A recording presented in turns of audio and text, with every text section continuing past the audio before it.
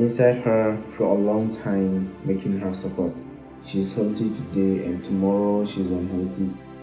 He's the king of creature created you inside her. You came through her. The day you came, you breathed in the fresh air, you breathed out a sign of relief. You were helpless and weak. You didn't know anything. You didn't have anything. You can't go anywhere. You started growing stage by stage. She plays you. She saves you from any harm. Her body was your bed to sleep. Her shoulder you cried on. Your first word was her name you spoke. She cried and prayed for you when you wasn't ready. She sometimes been crazy just to make you smile and happy. She devoted her time and happiness for you to be happy in all ways. She feeds you with your favorite food. She wears you a good and nice clothes that will make you happy. She spent her time and money for you to be an educated person.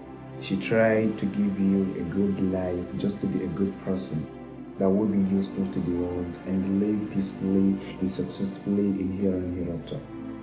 But what surprises you is when you grown up and became a person of honor, a person of king, a person of wealthy.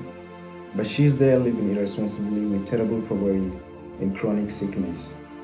The house she's living you can't live. The food she's eating you can't eat. The water she's drinking you can't drink. And one day you visited her with your beautiful family and you could not take her food or whatever comes from her hand. And you are living, you'll bring a little money and give it to her. And she'll collect and appreciate. While she doesn't need your money. She needs your time. She needs your care. She needs you beside her. You've forgotten that she was the key of your big life. The key of the success you're getting. The key of the paradise you are heading that lies under her feet. You can never fail her. She is the heroine of your life, your mother. Help your mother. Care your mother. Because she is your life.